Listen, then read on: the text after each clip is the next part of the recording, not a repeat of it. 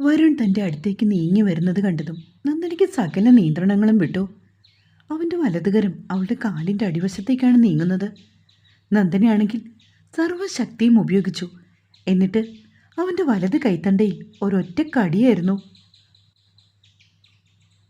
നന്ദനയാണെങ്കിൽ അവൻ്റെ വലത് കൈത്തണ്ടയിൽ ആഞ്ഞു കടിച്ചിരിക്കുകയാണ്. അപ്പോൾ ഒന്നുകൂടി അവളുടെ ദന്തനിരകൾ അവൻ്റെ കൈത്തണ്ടയിൽ ആഴ്ന്നിറങ്ങി. യോ, എൻ്റെ ഗീവർഗീസ് പുണ്യാള, ഇതെന്തോന്നാണിത്? പേപ്പട്ടിയാണോ എൻ്റെ മിശിഹായി ഞാൻ വലിച്ച് വണ്ടി കയറ്റിയത്? അവൻ്റെ കണ്ണ് നിറഞ്ഞു വന്നു. വിടടി പുല്ലേ! അവൻ ബലമായി തൻ്റെ കൈ അവളുടെ വായിൽ നിന്നും മോചിപ്പിച്ചു. വേദന കൊണ്ട് പൊളയുകയാണവൻ. നന്ദനയാണെങ്കിൽ ഡോർ തുറന്ന് വെളിയിലേക്ക് ഇറങ്ങാൻ പോകുകയാണെന്ന് അവന് മനസ്സിലായി. ഒരു നിമിഷം കൊണ്ടവൻ അവളെ വലിച്ച് തന്നിലേക്ക് അടുപ്പിച്ചു. ഈ പെരുമഴയത്ത് ഇയാൾ എങ്ങോട്ട് പോവാ? വിടാനല്ലേ പറഞ്ഞത്? അവൾ പൊട്ടിക്കരഞ്ഞു. അവനൊന്നും മനസ്സിലാകാത്ത പോലെ അവളെ നോക്കി. എന്നെ ഇവിടെ ഇറക്കി വിട്ടില്ലെങ്കിൽ ഞാൻ ബഹളം വെച്ച് ആളെ കൂട്ടും. അവൾ ഡോറിൽ ശക്തിയായി ഇടിച്ചു. ദേ പെണ്ണെ, എൻ്റെ വണ്ടി ഇടിച്ച് പൊട്ടിച്ചാലുണ്ടല്ലോ, നീ മേടിക്കും എൻ്റെ കയ്യിൽ നിന്ന്.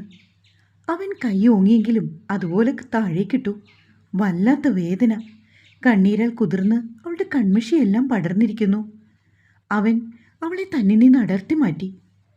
ഹോസ്റ്റലിലല്ലാത്ത ഒരിടത്തും ഇയാളെ ഇറക്കി വിടാൻ എനിക്ക് പറ്റത്തില്ല. ഞാൻ നിന്നെ ഉപദ്രവിക്കാൻ വന്നൊന്നുമല്ല. മര്യാദയ്ക്ക് അടങ്ങിയിരുന്നോണം. അതും പറഞ്ഞുകൊണ്ട് അവൻ്റെ കൈ വീണ്ടും അവളുടെ കാലിൻ്റെ അടിവശത്തേക്ക് ചെന്നു. നന്ദനെ വിറയ്ക്കുകയാണപ്പോൾ. പെട്ടെന്ന് അവളുടെ കാലിൻ്റെ അടിയിൽ നിന്ന് എന്തോ കിലുങ്ങുന്ന ശബ്ദം കേട്ടു. നന്ദന മെല്ലെ താഴേക്ക് നോക്കി. എൻ്റെ പൊന്നു പെങ്കൊച്ചെ, ഞാനിതെടുക്കാനായിട്ടാണ് ഇങ്ങോട്ട് വന്നത്, അല്ലാതെ നിന്നെ പിടിക്കാനൊന്നുമല്ല. ചേ, ഈ കുട്ടി ഇതെന്താണ് വിചാരിച്ചത്? എൻ്റെ വീട്ടിലും ഉണ്ട് ഇതുപോലൊരു പെങ്കൊച്ച്. ഞങ്ങളുടെ സാറാമ്മ. പേരങ്ങനല്ല കേട്ടോ, സെറാ മാത്യു കൊട്ടാരത്തിൽ. എൻ്റെ ഇളയ പെങ്ങൾ. അങ്ങനെയുള്ള ഞാൻ നിന്നോട് അപമര്യാദയായിട്ട് പെരുമാറുമോ? അവനാണെങ്കിൽ നോൺ സ്റ്റോപ്പായിട്ട് പറയുകയാണ്. ഇയാൾ കണ്ണീര് തുടയ്ക്ക്. എനിക്ക് പെങ്കൊച്ചുങ്ങൾ കരയുന്നത് കാണാൻ മേല. പെങ്കൊച്ചുങ്ങളെന്നല്ല, കുഞ്ഞു പിള്ളേർ കരഞ്ഞാൽ പോലും എൻ്റെ ചങ്ക് പിടയും. അവനത് പറയുകയും അവൾ മെല്ലെ കണ്ണീരൊപ്പി. ആ, ഇപ്പോഴാണ് മിടുക്കി കുട്ടിയായത്. വരുൺ ചിരിച്ചു. ഈ മഴയൊക്കെ കാണുമ്പോൾ ഞങ്ങൾ കോട്ടയംകാർക്ക് ഇതൊരെണ്ണം വേണം. കൂട്ടത്തിൽ ഞങ്ങളുടെ അമ്മമ്മച്ചിയുടെ ബീഫ് ഫ്രൈ കൂടി ഉണ്ടെങ്കിൽ സംഗതി കുശാല. എപ്പോഴൊന്നുമില്ല കേട്ടോ. അവൻ സീറ്റിൻ്റെ അടിയിൽ ഒളിപ്പിച്ചു വെച്ച ബിയർ ബോട്ടിലെടുത്ത് തൻ്റെ ബാഗിൽ വെച്ചു. എന്നിട്ട് ഡോർ തുറന്ന് വെളിയിലിറങ്ങി ഡിക്കിയിലേക്ക് അത് ഒളിപ്പിച്ചു വെച്ചു. വേറൊന്നും കൊണ്ടല്ല, എൻ്റെ ഒരു ചങ്ക് ഫ്രണ്ട് ഇന്ന് നൈറ്റിൽ വരുന്നുണ്ട്. അതിനുവേണ്ടി വാങ്ങിയതാ. ഇനി ഇതെങ്ങാനും ഗതികേടിന് ആരെങ്കിലും കണ്ടാൽ വെറുതെ സീനാക്കണ്ടല്ലോ എന്നോർത്തു. ഞാനേ കുറച്ച് മുൻപ് ബ്രേക്ക് ചവിട്ടിയപ്പോൾ ഇത് കുലുങ്ങുന്ന സൗണ്ട് കേട്ടു. ഇനി അത് കൂടിയെങ്ങാനും ചവിട്ടി പൊട്ടിക്കുമെന്നോർത്തു. അവൻ കൈ കൊടിഞ്ഞുകൊണ്ട് ഡ്രൈവിംഗ് സീറ്റിൽ വന്നിരുന്നു. ഞാനൊരു മദ്യപാനിയാണെന്നൊന്നും ഓർക്കല്ലേ, വല്ലപ്പോഴും മാത്രം. നന്ദനയാണെങ്കിൽ ആകെ മരവിച്ചിരിക്കുന്നത് പോലെ അവന് തോന്നി. അവൻ മെല്ലെ വണ്ടി സ്റ്റാർട്ട് ചെയ്തു. ഇയാളുടെ നാട് എവിടാണെന്നാ പറഞ്ഞേ? നാട് മുണ്ടൂരാണ്, പാലക്കാട് ഡിസ്ട്രിക്റ്റ്. അവളുടെ ശബ്ദം ചിലമ്പിച്ചു. വീട്ടിലാരൊക്കെയുണ്ട്? എല്ലാവരും ഉണ്ട്. ഓക്കെ.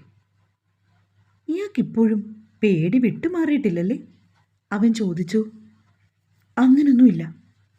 പിന്നീട് അവർ രണ്ടാളും കൂടുതലൊന്നും സംസാരിച്ചില്ല.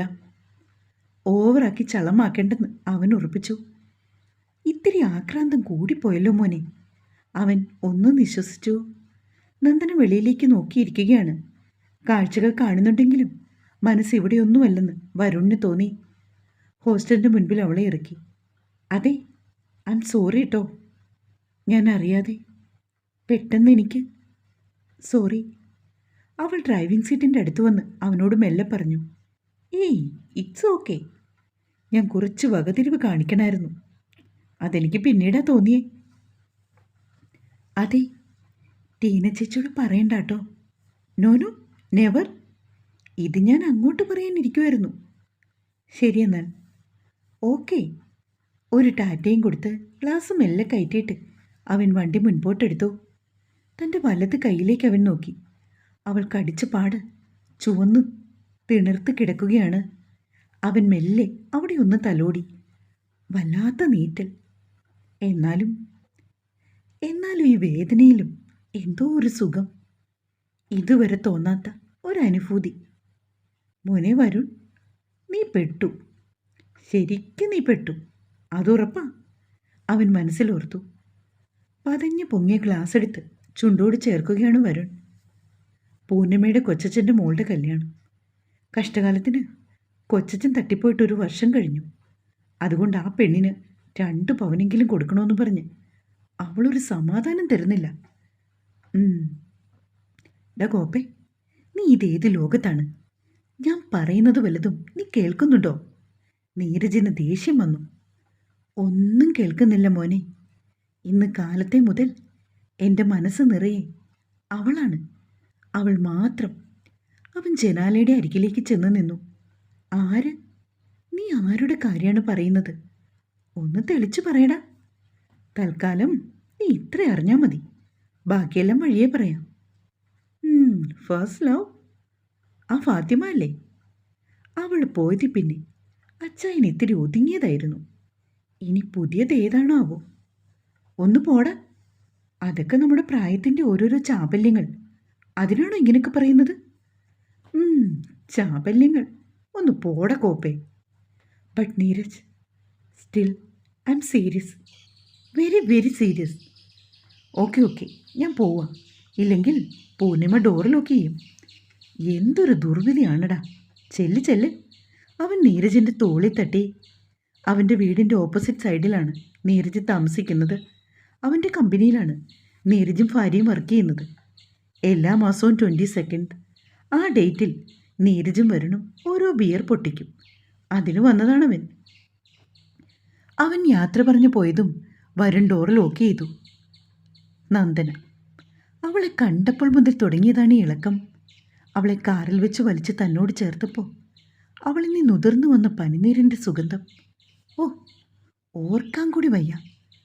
മറ്റൊരു പെണ്ണിനോടും തോന്നാത്ത എന്തോ ഒരിത്. കർത്താവേ, അവളെ അങ്ങ് ചെന്ന് പൊക്കിയാലോ? എന്നിട്ട് നേരെ കോട്ടയത്തേക്ക് വെച്ച് പിടിക്കാനുള്ള മനസ്സുണ്ട്. എന്നാലും എൻ്റെ മോനെ, നീ ഇതെന്നാ പരിപാടിയാണ് കാണിച്ചത്? നമ്മുടെ കുടുംബത്തിൽ ആരും ഇതുവരെ ഒരു അന്യജാതിക്കാരി പെണ്ണിനെ കെട്ടിയിട്ടില്ല. അമ്മമ്മച്ചിരുന്ന് മൂക്ക് പിഴിയുന്നത് പോലെ അവന് തോന്നി. അതൊക്കെ താൻ നോക്കത്തില്ല. കെട്ടുവാണെങ്കിൽ ഇവളെ കെട്ടും. ബട്ട് അവളുടെ സമ്മതം വേണം. അവൻ ആലോചിച്ചു. അതൊക്കെ താൻ വഴിയെ ഒപ്പിക്കും. ഈ സുന്ദരനെ ഇഷ്ടമാകാത്ത ഏത് പെൺകുട്ടിയാണുള്ളത്? അവൻ നിലക്കണ്ണാടിക്ക് മുന്നിൽ ചെന്ന് നിന്നു. എൻ്റെ അക്കരയമ്മേ, അവളെ എനിക്ക് തന്നേക്കണേ. അത്രയ്ക്ക് അവളങ്ങ് പിടിച്ചുപോയി. അപ്പോഴേക്കും അവൻ്റെ ഫോൺ ശബ്ദിച്ചു. അമ്മമ്മച്ചിയാണ്. സീരിയലൊക്കെ കണ്ടു കഴിഞ്ഞിട്ടുള്ള വിളിയാണ്. എന്നും പതിവാണീ വിളി. ഹലോ അമ്മച്ചി, നീ എന്നാടുക്കുവാടാ മോനെ? വല്ലതും കഴിച്ചോ നീ? സ്ഥിരം ചോദ്യമാണ്. ഞാനൊരു എഗ് ചില്ലി പാഴ്സൽ വാങ്ങി, പിന്നെ ചപ്പാത്തിയും കഴിച്ച അമ്മമ്മച്ചി. ഈ കണ്ണി കണ്ടതെല്ലാം മേടിച്ചു തിന്ന് നിനക്ക് വല്ല സൂക്കേടും വരും കേട്ടോ. കഴിഞ്ഞ തവണ വന്നപ്പോൾ നീ അങ്ങ് കോലം കെട്ടുപോയി. എൻ്റെ അമ്മമ്മച്ചി, പിന്നെ ഞാൻ എന്നാ കഴിക്കും? അങ്ങോട്ട് ഓടി വന്ന് അമ്മമ്മച്ചിയുടെ ചക്കപ്പുഴുക്കും ബീഫ് കറിയും കൂട്ടാനുള്ള മനസ്സുണ്ട്. പക്ഷെ നടക്കത്തില്ലല്ലോ. എൻ്റെ മോനെ, നീ എന്നെ ഇങ്ങനെ വിഷമിപ്പിക്കല്ലേ. എനിക്കിത് കേട്ട കരച്ചിൽ വരും. അവരുടെ ശബ്ദം ഇടറിയത് അവൻ അറിഞ്ഞു. എന്നാത്തിനാ അമ്മമ്മച്ചി? അതിനു മാത്രം ഞാനൊന്നും പറഞ്ഞില്ലല്ലോ. ഇവിടെയാണെങ്കിൽ മാത്തച്ഛൻ ഇന്ന് ഇറച്ചി മേടിച്ചുകൊണ്ട് വന്നിട്ടുണ്ടായിരുന്നു.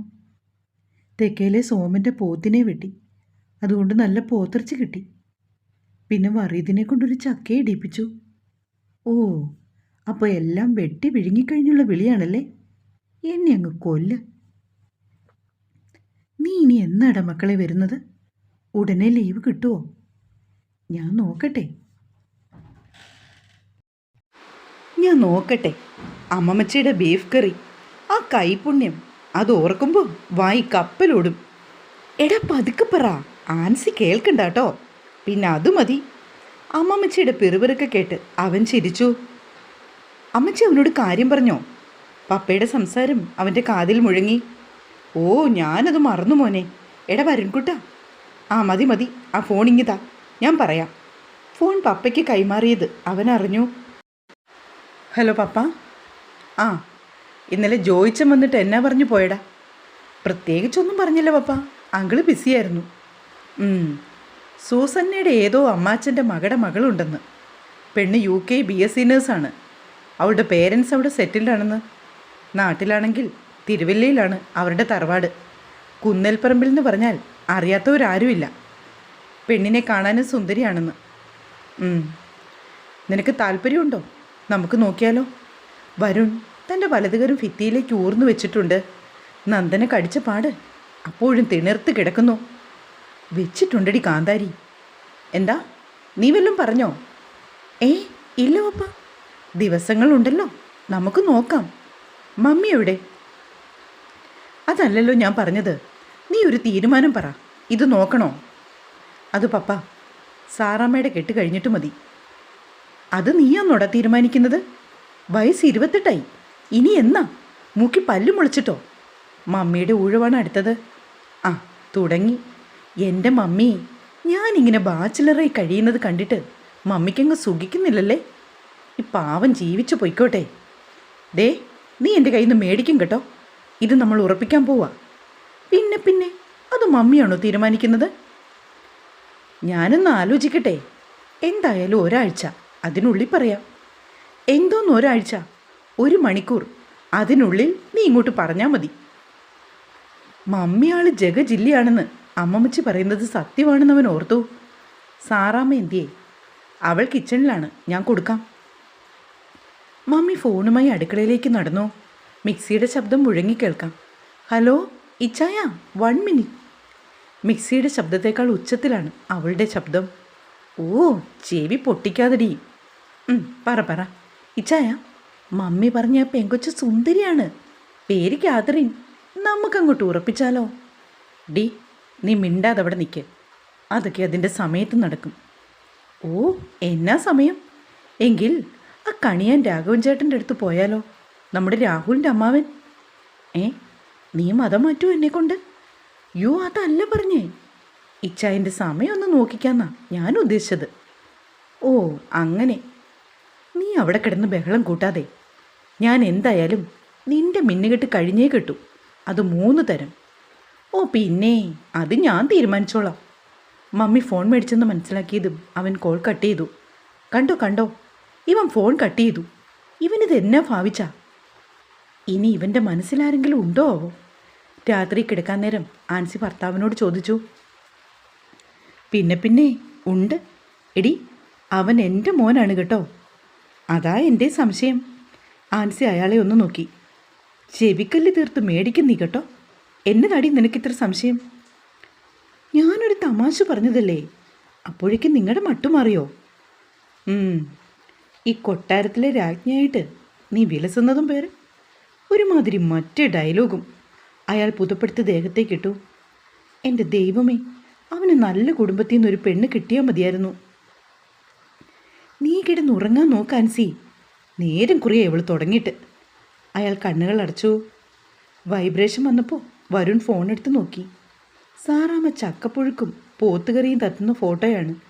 കൂടെ അമ്മച്ചിയുണ്ട്. എന്തോ? നീ ബാത്റൂമിൽ പോയി ഡാൻസ് കളിക്കുമെന്ന് നോക്കിക്കോ. അവൻ മെസ്സേജ് അയച്ചു. ആയിക്കോട്ടെ. ഗുഡ് നൈറ്റ് ഇച്ചായ. ബാത്റൂം നൈറ്റ് സാറാമ്മേ. കാഞ്ഞിര പള്ളിക്കാരൻ കൊട്ടാരത്തിൽ ശ്രീ മാത്യു വർഗീസിനും ശ്രീമതി ആൻസി മാത്യുവിനും 4 മക്കളാണ്. മൂത്തവർ ഇരട്ടകളാണ്, മെറിനും റോഷനും. മെറിനെ കെട്ടിച്ചയച്ചത് ചങ്ങനാശ്ശേരിയിലാണ്. മെറിനും ഭർത്താവ് കുര്യനും ഡോക്ടേഴ്സാണ്. ഒരു മകളുണ്ട്, 3 വയസ്സുകാരിയായ ഒരു കുറുമ്പത്തി, മീബൽ തെരേസ കുര്യൻ. റോഷനും പെണ്ണുമ്പിള്ളെ അമേരിക്കയിലാണ്. റോഷൻ്റെ ഭാര്യ ആൻമരിയ നേഴ്സാണ്. അവൾ കെട്ടുകഴിഞ്ഞ് റോഷനെ അവിടേക്ക് കൊണ്ടുപോയി. റോഷൻ എഞ്ചിനീയറാണ്. അങ്ങനെ മൂത്ത മക്കൾ 2 സ്വസ്ഥമായി. ഇനിയുള്ളത് വരുണിൻ്റെ ഊഴവാണ്. അവനെയും നാടുകടത്താനാണ് ആൻസി നോക്കുന്നതെന്ന് അമ്മച്ചി എപ്പോഴും പറയും. പുരാതന കാലം തൊട്ടേ ഇഷ്ടംപോലെ സ്വത്തുള്ളവരാണ് മാത്തച്ഛൻ്റെ കാരണവന്മാർ. ഏക്കർ കണക്കിന് റബ്ബർ തോട്ടവും പാറമടയും കോഴിഫാമും കൈതകൃഷിയും തേക്കിൻ തോട്ടവും. ഇതൊക്കെ പോരാഞ്ഞിട്ട് കുട്ടിക്കാനത്തും ഏലപ്പാറയിലും തേയിലക്കാടുണ്ട്. എല്ലാം നോക്കി നടത്തുന്നത് മാത്തച്ഛൻ ഒരാളാണ്. അതിനുള്ള കഴിവ് അയാൾക്കുണ്ട്. പിന്നെ അയാൾ കൊണ്ടുവരുന്ന ഓരോ തുട്ടും ആക്കി ഇഴുക്കി ചിലവാക്കാൻ ആൻസി കൂടി ഉള്ളപ്പോൾ പിന്നെ അവർക്ക് എന്നതിൻ്റെ കുറവാണുള്ളത്. എന്നാലും ആൺമക്കളെ രണ്ടാളെയും നേഴ്സുമാരെ കൊണ്ട് കെട്ടിച്ച് അക്കരയ്ക്ക് വിടണമെന്നാണ് ആൻസിയുടെ ചിന്ന ആഗ്രഹം. കാരണം ആൻസിയുടെ കുടുംബത്തിൽ മുക്കാലും ഈ രീതി പിന്തുടരുന്നവരാണ്. പിന്നെ ആകെയുള്ളൊരു വിഷമം, മൂത്ത മകൻ്റെ കല്യാണം കഴിഞ്ഞിട്ട് വർഷം 4ആയി. അവർക്ക് കുഞ്ഞുങ്ങളായിട്ടില്ല.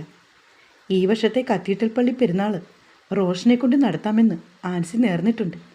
അതുകൊണ്ട് മാതാവ് അനുഗ്രഹിക്കുമെന്നൊരു ഉറച്ച വിശ്വാസമാണ് അവർക്ക്. അങ്ങനെ റോഷൻ വരുമ്പോഴേക്കും വരുണിൻ്റെ മിന്നുകെട്ട് കൂടി നടത്താനുള്ള നീക്കങ്ങളാണ് മാത്തച്ഛനും ആൻസിയും നടത്തുന്നത്. ആ, ഇനിയെല്ലാം അക്കരെ മാതാവിൻ്റെ കയ്യിൽ. ഓ, നിദ്രാദേവി ഇത് എവിടെ പോയി? ഉറക്കം വരാതെ അവൻ തിരിഞ്ഞും മറിഞ്ഞും കിടക്കുകയാണ്. അടുത്ത ദിവസം കാലത്തെ അവളെ കണ്ടെങ്കിലും ഒന്നും സംസാരിക്കാൻ കഴിഞ്ഞില്ല.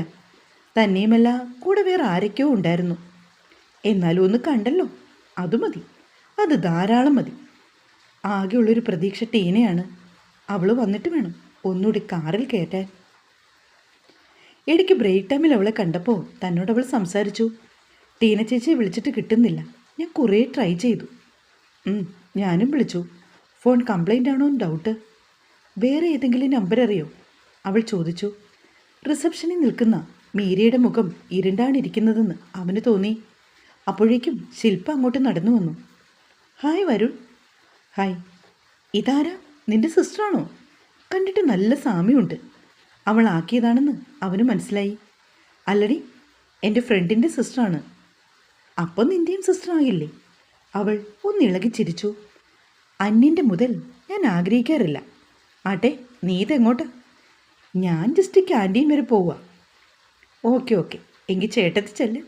അവൻ അവളെ വേഗം തന്നെ പറഞ്ഞു വിട്ടു. എങ്കിൽ ശരി, ഞാൻ പോവാണേ. നന്ദിനി അത് പറഞ്ഞതും അവൻ ഇത്തിരി വിഷമം തോന്നി. കുറച്ചുകൂടെ സംസാരിക്കായിരുന്നു. അപ്പോഴാണ് ആ തോരപ്പത്തി ശില്പ വന്നത്. Okay, see you. അവൾ നടന്നു പോയതും പിന്നിൽ നിന്നും ഒരു ശൂശു ശബ്ദം കേട്ടു. അവൻ നോക്കിയപ്പോൾ മീരയാണ്. Yes dear, tell me, what can I do for you? Varun bro, ആ കുട്ടി ഒരു പാവമാണ്. കണ്ടാൽ തന്നെ അറിയാലോ. സോ നിൻ്റെ വിളച്ചിലൊന്നും എടുത്തേക്കരുത്. What you mean Meera? പറയാം. ഇയാൾ ചുമ്മാ പഞ്ചാര അടിച്ച് ആ കൊച്ചിനെ വീഴിക്കാൻ നോക്കല്ലേ. അതൊരു പാവമാണ്.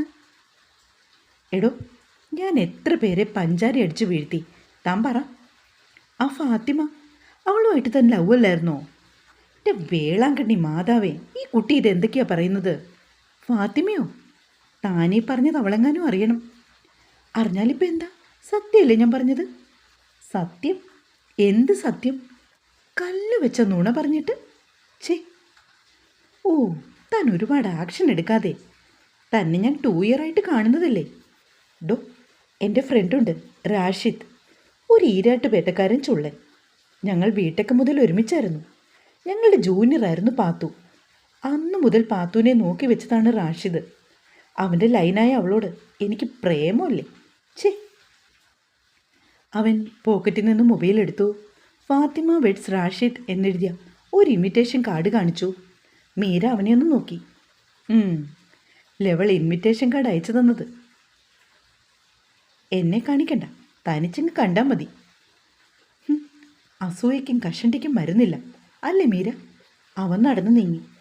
ഡോ, തൻ്റെ വിളിച്ചിലൊന്നും ആ കൊച്ചിൻ്റെ അടുത്ത് ചിലവാകില്ല കേട്ടോ. നീ പോടി കുരങ്ങി. അതും പറഞ്ഞുകൊണ്ട് അവൻ നടന്നു നീങ്ങി. കാര്യം ഫാത്തിമയെ തനിക്കിഷ്ടമായിരുന്നു. അവൾക്ക് തന്നോടും ഇഷ്ടം തുറന്നു പറഞ്ഞതിൻ്റെ 4-ാം നാൾ അവൾ ജോലി നിർത്തിപ്പോയി. ഒരു കൊണ്ടോട്ടിക്കാരൻ റാഷിദ് മുസ്തഫ അവനുമായി നിക്കാഹ് ഉറപ്പിച്ചു. പിന്നെ താൻ ആ വഴിക്ക് നോക്കിയിട്ടേയില്ല. അല്ലെങ്കിലും അന്യൻ്റെ മുതൽ തനിക്ക് വേണ്ട. അങ്ങനെ ഒരു ചെറിയ ഇഷ്ടം മാത്രമേ തനിക്കൊരു പെൺകുട്ടിയോട് തോന്നിയിട്ടുള്ളൂ. അത് ഫാത്തിമയോടായിരുന്നു. എന്നാലും ചുമ്മാ പഞ്ചാരടിക്കാൻ മാത്രമേ താൻ ഉദ്ദേശിച്ചുള്ളൂ. അല്ലാതെ കെട്ടാനൊന്നും ചിന്തിച്ചിട്ടില്ല. പക്ഷേ നന്ദന, അവളോട് തനിക്ക് തോന്നുന്ന ഇഷ്ക് അത് വേറെ ലെവലാണ്. ഒരു കാര്യം ഉറപ്പാണ്, അവളെ കണ്ടപ്പോൾ മുതൽ തൻ്റെ വയറ്റിലൊരാന്തലാണ്. തൻ്റെ വാരിയലിൻ്റെ പകുതിയാണോ എന്നൊരു ഡൗട്ട്. വൈകുന്നേരം കൃത്യം വരുൺ ഓഫീസിൽ നിന്ന് ഇറങ്ങി നിന്നപ്പോൾ ഓപ്പോസിറ്റ് സൈഡിൽ നിന്ന് നന്ദന വരുന്നു. അവൾ അവനെ നോക്കി ഒന്ന് ചിരിച്ചു. ഹായ്, ടീനെ വിളിച്ചിട്ട് കിട്ടിയില്ലല്ലേ? ഇല്ല, ഫോൺ കംപ്ലൈൻ്റ് ആയത് തന്നെ. എന്തായാലും അവൾ ഉടനെ തിരിച്ചു വരും. എങ്കിൽ ശരി, ഞാൻ പോട്ടെ. അവൾ അവനോട് യാത്ര പറഞ്ഞ് പുറത്തേക്ക് ഇറങ്ങി. നന്ദന, പേടിയില്ലെങ്കിൽ എൻ്റെ കൂടെ വരുന്നോ? ഞാൻ ഡ്രോപ്പ് ചെയ്യാം. വരുൺ പ്രതീക്ഷയോടെ അവളെ നോക്കി. തുടരും.